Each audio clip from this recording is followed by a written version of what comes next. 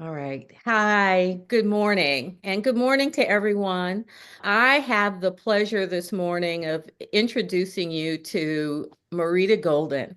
She is an award-winning author of over 20 works of fiction and nonfiction, and her many books include the novels The Wide Circumference of Love, After, and the memoirs Migrations of the Heart, Saving Our Sons, and Don't Play in the Sun, One Woman's Journey Through the Color Complex. Her most recent work of nonfiction is The New Black Woman Loves Herself, Has Boundaries, Heals Every Day. She is the recipient of many awards, including the Writers for Writers Award presented by Barnes& Noble and Poets and Writers, an award from the Authors Guild, and the Fiction Award for her novel After, awarded by the Black Caucus of the American Library Association. She has lectured and read from her works internationally. Of note is that she's co-founder and president emerita of the Zora Neale Hurston Richard Wright Foundation. She's a veteran teacher of writing at many universities, including the University of the District of Columbia and the Virginia Commonwealth University, Johns Hopkins University, and George Mason University. She was a guest on the Oprah Winfrey, and as a side note, she is also a question on Jeopardy. I need to know more about that, Marita. As a literary consultant, she offers writing workshops, coaching, and manuscript evaluation services. So, welcome, Marita. I am so very glad to have you here today. I'm excited about our talk. And I want to just say that having someone of your expertise and background in this summit is such an honor for me. And I have to say that I came to you through one of your books, and it actually, The Strong Black Woman, it gave me a lot of support when I was preparing a talk for Black women veterinarians to talk about how we need to re-language how we show up in the world, that we've been given the burden of Hmm. carrying titles, responsibilities, labels that Hmm. are not ours to carry, that are not ours to even consider carrying, but because of our uh, community, how we're raised, and how we're treated, we tend to take on that burden, seem to feel that we have to wear that cape Yeah. Hmm. in order to succeed in the world. So I'd like for you to talk a little bit about that if you don't mind. Yeah. Well, the strong black woman and the new black woman are kind of, I call them sisters, sister books. Mhm. And I came to write The Strong Black Woman just before the pandemic started. I had an episode where I thought I was having a stroke. And I wasn't, fortunately. Went to the emergency room. They checked me out, but they said, why don't you have an MRI? So went to my doctor, had an MRI, and found out that sometime in the distant past, I had had two silent strokes. That Wow. is, strokes that are very quick, fast. You may not even know that you've had a stroke, but it does kill brain cells. And my parents died. My mother died when I was 21, my father when I was 23. And I decided that I was going to be very, very healthy so that I could live longer. So I embarked in my adulthood on a regimen of exercise, meditation. If I felt that I was falling apart, I went into therapy. I developed a very wide and diverse network of friendships. I did all the things that we had just begun talking about in the 70s, but that now are part and parcel of the general conversation about health. And so I left the doctor's office feeling like my body had betrayed me. But actually, in fact, my body had done what I wanted it to do. That is, I inherited from my mother stroke. The stroke's in my genes. Mhm. Heart attack is in my genes. My father died of a heart attack. And those two strokes that I had were not fatal. Mhm. They were quick strokes. And yes, I did lose brain cells. But the fact that I had erected a wall of health through trying to have a good diet, watching my mental health and my physical health, going to doctors regularly, that prevented that genetic heritage from being fatal. Right. So I thought about that, and around the same time, everybody on the internet, Black Twitter, was talking about how Black women needed to rest, relax, and I wanted to be part of the conversation. So I started delving into the strong Black woman, the super Black woman, the Sojourner Truth syndrome, Right. Right. and wrote a book that talked about my experience as well as the experience of other Black women, particularly around seeking mental health care. I thought it was Right. really important in that book to talk to Black women who had been through therapy and found therapy healing, helpful, Right. and that it changed their lives positively. And they were willing to talk to me because they knew this was going to be in a book, and they knew it could have that kind of impact. Right. Yeah, that's wonderful. And thank you so much for sharing your story because I think we need to have this open conversation more often about how self-care is healthcare. It is, it has to be intentional. It has to be intentional. And you have to figure out what that means to you because for everybody it's different. But that it is a lifestyle choice, isn't it?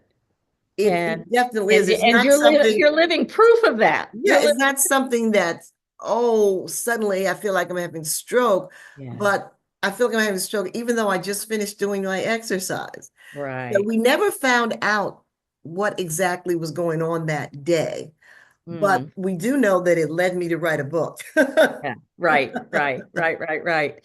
So I, I guess I want to ask you when you were on the Black Twitter space and talking to women about this issue of the strong Black woman and self-care, et cetera. What was the common challenge do you think seemed to come up in conversations that Black women, regardless of where they were or what they were doing, what was a common challenge that they faced? Setting boundaries was the biggest Mm, thing. The wow. you know, the ability to say no to others and yes to ourselves. I Mm, mean, women are fine with going to a therapist. Okay. I mean, this generation of young Black women has no problem going to a therapist. And I have in various talks and presentations said, you need to talk to your grandmother and your mother about that. And to show you how much things have changed, I was working with a woman who's probably in her late 40s, early 50s, and she is a therapist herself, and she suffered considerable trauma as a child. mhm, And so she's been in therapy, she works with others. And her mother had suffered considerable trauma as a child. Well, mm. her mother in her early 80s went into therapy. And Wow. I thought that was so amazing. Yeah. So that more and more of us are beginning to see that we can ask for help. Yeah. Yeah. And it's the asking for help that seems to go across lines. It's not just boundaries, it's self-care, it's taking the time to go to a therapist and ask the questions or be asked the hard questions and taking the time to answer them for yourself and to get that clarity about what it is that you want and need and not being ashamed to ask for what you want Mhm. and need that is Yeah, yeah. But in my conversations with women, with Black women, the big sticking point is always, how do I say no? I can't do that. I don't want to do that. And that's a skill that is learned over a lifetime.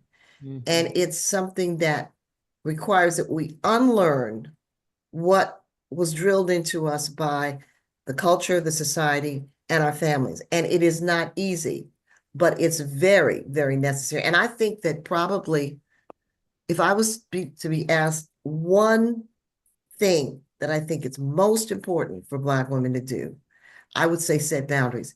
Because if you set boundaries, you're going to protect yourself in all ways. You're going to say, no, I can't solve your problem because actually, I have problems of my own.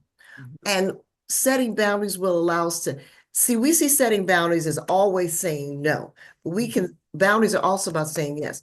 Yeah. We set the boundary that includes going to the doctor, that includes walking, that includes meditating, that includes having regular checkups. That's a boundary. Right. One of my good friends is a very, very, very high profile a woman of achievement. And she told me that a couple of years ago, she was doing a program online where she interviews other high achieving super Black women. And this woman had survived breast cancer.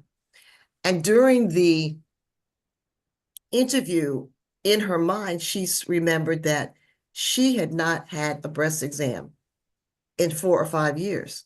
Wow. After the interview, she made an appointment, and she had breast cancer. She Wow. had early breast cancer, Mhm. Mhm. which was detectable and treatable. Right. But this is a woman, and this is the striking thing, that the ways in which African American women neglect their health has nothing to do with class. You can be a Delta, a Link, Kamala Harris, sister on welfare, whatever, across the board, Right. across the board. And that's the most astonishing thing. Right. Right. And I think this conversation about boundaries is really close to my heart as well, because when I talk to women, one of the things that comes up is I want to be able to set boundaries without guilt, because the extra layer is, if I deny someone else, then that's going to be perceived as being selfish or self-centered, or, a Yeah, negative yeah, yeah. connotation that they don't want to take on. And my response is, setting boundaries isn't about that. It's about letting the world know that you honor yourself and you want others to do the same. You are asking for people to see you. But And that's so radical. yes, That, that, well, that's revolutionary. it is Absolutely. radical and it is revolutionary, and damn it, we need to do it. It's required, this radical revolution of Black women standing up and standing for themselves and saying, I'm here, I'm important, me right here, right now. I have all of this beauty, this brilliance, these gifts to share, but I have to be whole in order to do that.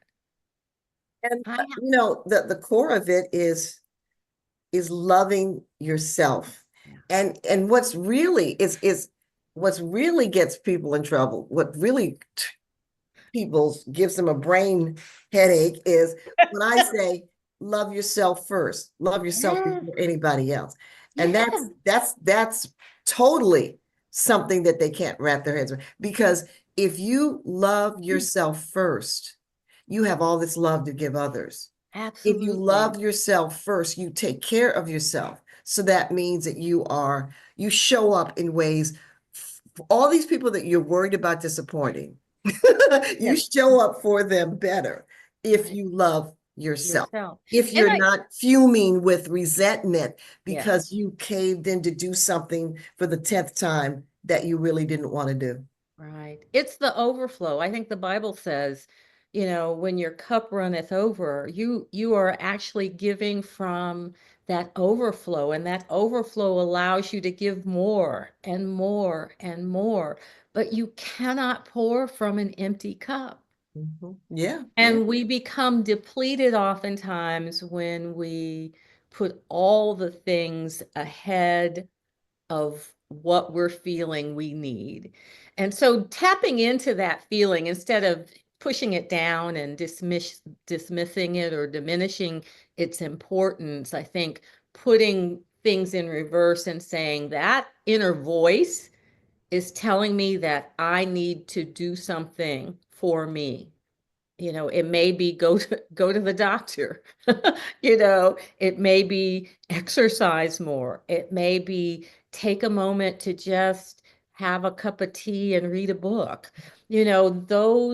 Those small things allow us to Exactly. take the time to fill ourselves up. Well, tell me about your new book. Well, after The Strong Black Woman was published, I got many people asking me to write about my specific health practices. A lot of The Strong Black Woman is talking to other women. I weave in some of my story.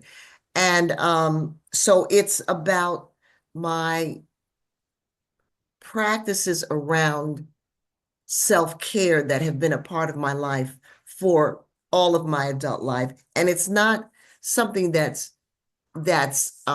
set in stone. It's always evolving, Mm, always growing. And the book is called The New Black Woman, Loves Herself, Has Boundaries, Heals Every Day. And as I alluded to in when I was talking about my parents, their early deaths, I began these practices which were really foundational. And they helped me not just in my physical body, but in my writing, in being a mother, being a wife. And the first one is loving yourself. And I think that's really hard. You said a minute ago about women getting connected with what they need.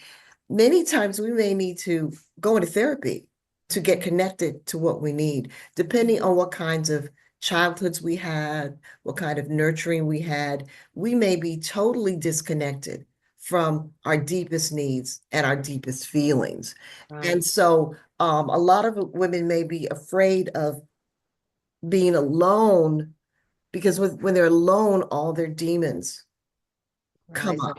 and they Yep. don't know how to deal with that. So they stay busy, because being busy, they can fight the demons. And I often say that's where a sister angel needs to step in, someone who's on the path of radical mental and physical health care, and say to this sister, stop, let's talk. And it may take a number of conversations, but I think those of us who are on the path owe our sisters direction when we see they need direction. And loving yourself it's a lifelong journey. I mean, when I wrote the book, Don't Play in the Sun, about the color complex, that was a healing for me, Yeah. because I had grown up with a mother who, on the one hand, told me that I was going to write a book one day. And then on the other hand, told me that I was going to have to get a light-skinned husband for the sake of my children. And when I wrote Don't Play in the Sun, I got very deep into the color complex and understood how she could be the mother who could say both of those things. Yeah. So Yeah. loving yourself is the hardest thing, but it's the most necessary thing. And then when you love yourself, you will set boundaries. I Yeah. mean, I do days of silence, which Mm, is setting a boundary. I'm not going to talk because I want to listen to myself. Last year, my husband gave me as a Christmas gift 2 days in a hotel to just be by myself. And he yeah. respects my need. Of course, when I'm away, he can play the piano as loud as he wants. He jokes that he has orgies while I'm away, but I know that Oh, doesn't. that is so funny. Yeah. And so, so time for myself, silence, going to the doctor, listening to my body. I mean, we'll have something that is bothering us, and we will put off going to the emergency room. Oh, when I was doing the Strong Black Woman, I talked to a cardiologist, and he said Black women come in at the last moment. They Wow. come in just before the heart attack's about to strike. But if Wow. it's someone else in the family, oh, they will They get the got them kid. there. They They'll got get them the there and they're husband. with them. Yes, Yep. yes, yes, Yeah. yes, yes, Yeah. yes. And so, And all of my friends, my friendship circle, my sister circle reflect this journey that I'm on. Right. So I think that the thing is it's a lot of little things that are embedded into your life, and it's a lifestyle. It's not something you can do over the weekend. Yep. And it starts with making a mental shift, stopping Mhm. long enough to say, what can I do to create the first small boundary? Mhm. Folks get turned away because they find themselves in a place that they don't want to be, but they don't know how to shift to that place where they want to go. And the space in between seems too huge to overcome. Mhm. And I always say journeys are taken one baby step at a Mhm. time.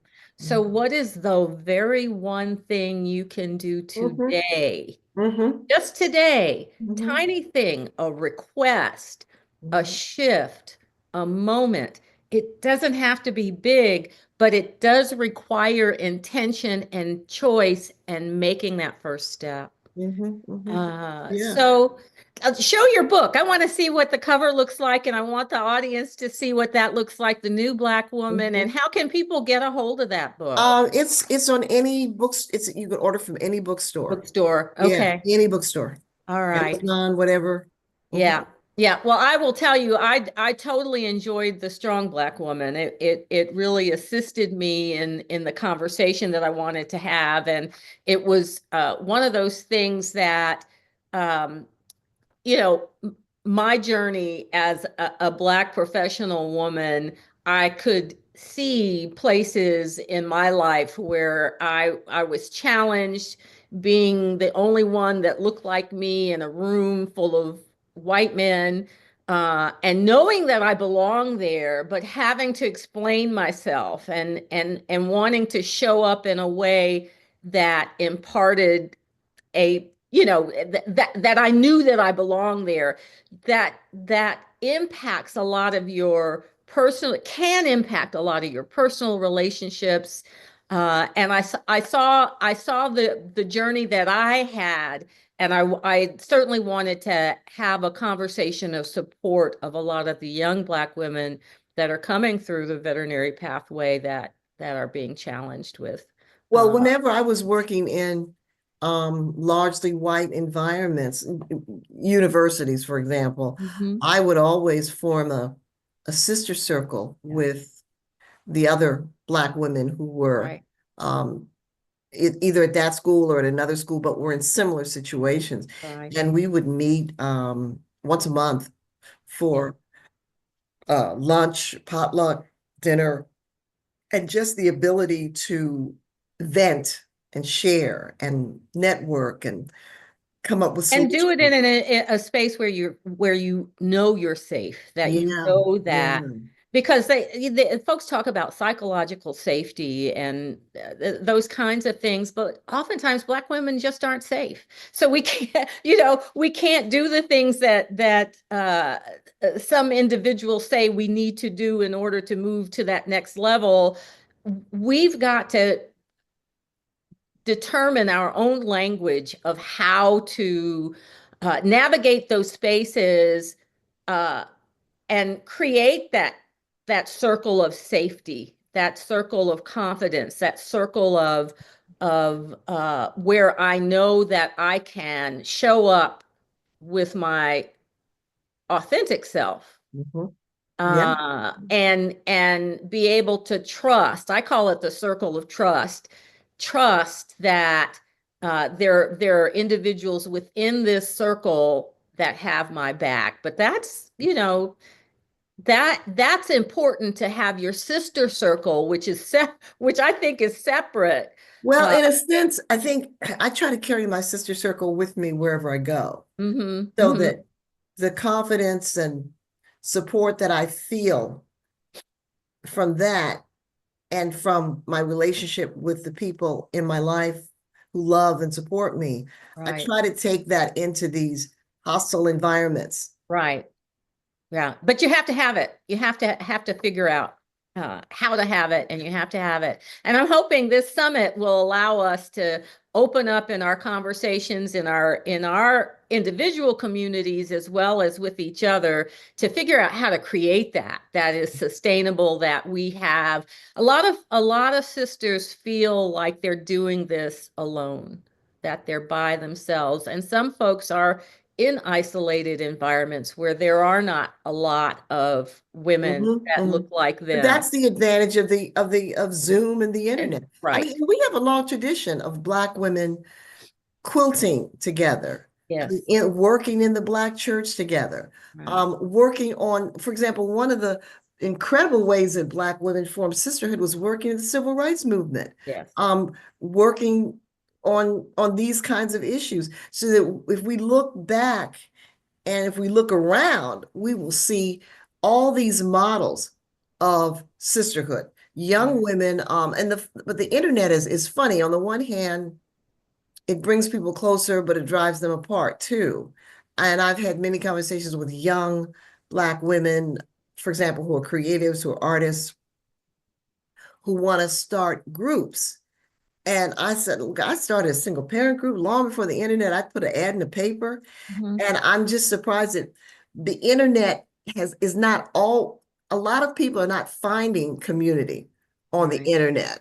Right. They're Right. finding rancor and put downs and anxiety, but that Right. doesn't mean that that community doesn't exist. Maybe you need to go face to face with someone. Right, right. And I think the intention has to be there of what it is that you want to create and what it is that you want to have. If you put out there, I want to create a community of Black women where we can have a conversation in the privacy of our Zoom room that is honest and has I think about I have a coffees and conversation thing that I do periodically, and it's just women, Black women that come together and we talk about whatever is alive for us in the moment. It may be child care, it may be parent care, it may be, navigating a challenge at work. But you know that when you're in that space, that it is safe to say what's on your heart. And it almost without exception, when someone